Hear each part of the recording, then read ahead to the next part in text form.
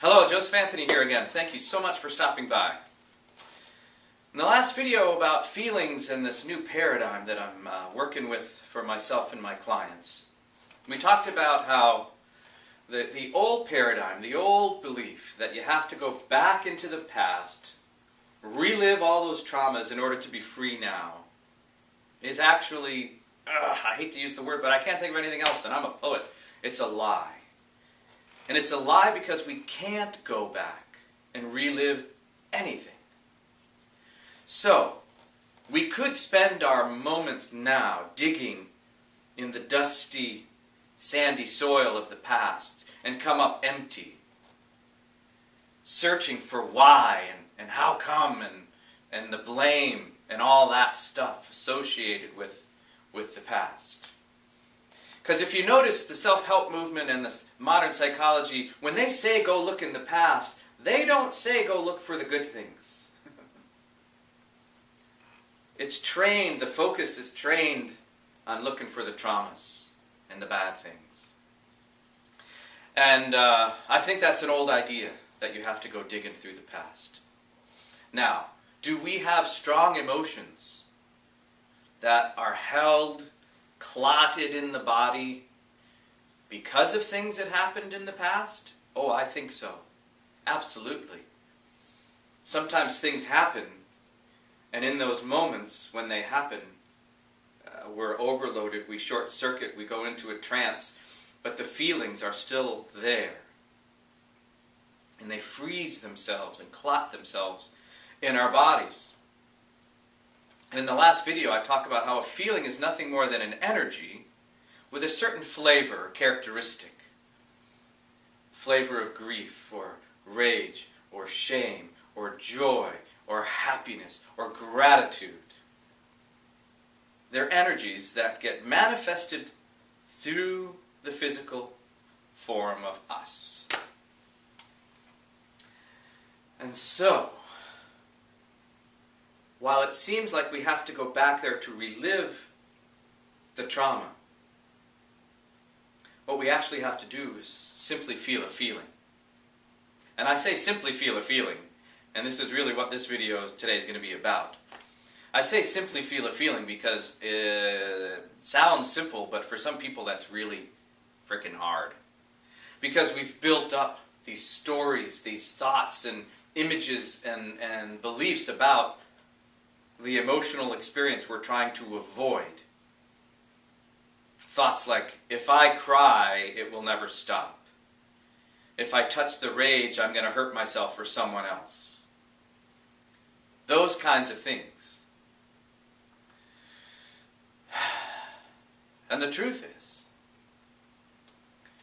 we go through different emotional energies and feelings every day. And the trick is to not let them own us. And by that I mean, how can we have a feeling that is strong, powerful, without taking destructive actions about it? Just because I'm having a feeling it in no way gives me the right to hurt someone else's feelings or hurt anyone else or anyone's property in any way. Just because I have a feeling. Right? And I say that with a little edge because so many people say, I felt like it. Or I didn't feel like it, so I didn't do something I was supposed to do. It's because we've built up a belief that those feelings are gods or goddesses. That they are the end-all and be-all of all things. Especially the ones from the so-called past. And where EFT comes in, and especially the way I'm working with it, with these active imaginations, we can't change what happened in the past, but we can change the images and the fragrance of what happened in the past, the images that we carry about the past. And so tapping helps free up the clots. And when we tap on things like joy, courage, power, gratitude, happiness, we're not negating or avoiding or living in some kind of delusion that we don't have these clots. when I encourage a client to tap on something they want and need to feel better now, I have seen it in my own life and I've seen it in theirs. What happens is they tap in more joy. They tap in more gratitude. And they feel better. There's nothing wrong with wanting to feel better. But what also happens is those clots, those old stuck places of grief or shame or resentment or rage, they start to thaw out, little by little and gradually, in such a way where they're manageable, or where we may not even notice. I know that sounds radical, because we say we have to feel that in its true intensity and honor it in order to be free. But I don't believe that's the case anymore. My own experience, when I tap on the things that I want, and I actively imagine energies that I want, those other things, they sort of just shed away. And if, along the way, there's a really big clot and the tapping helps loosen that out and thins that out, and even though that thinning and loosening still holds a powerful charge, when I tap on the courage to move through that feeling, to play, dance, be creative with that feeling, I'm no longer imprisoned or owned by it. I own it. So I can choose what I do with that feeling, or what I don't do with that feeling. If I view it as an energy that's going to come through like the weather, different than the weather in that the weather is uncontrollable and it can just destroy lots of things. So there's a difference. The similarity is like the weather, the feelings are going to change. And the other difference is I can control the weather of my feelings with the help of mentors and tapping and the active imagination. I can live in this moment, the spacious, free, open moment.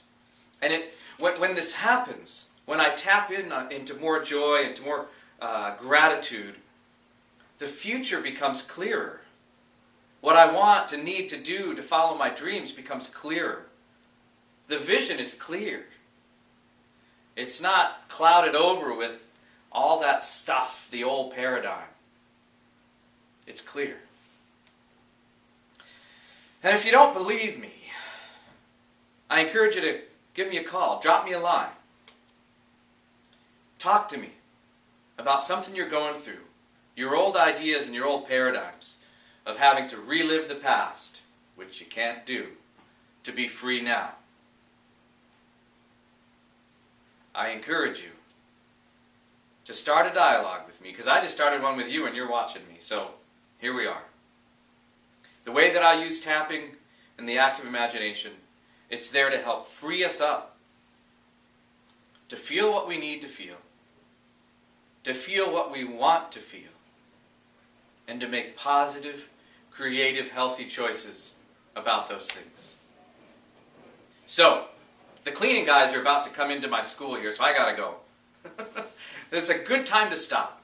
Thank you so much for watching. This is Joseph Anthony of tappingwithmusic.com. Thanks again. Woo, there they go.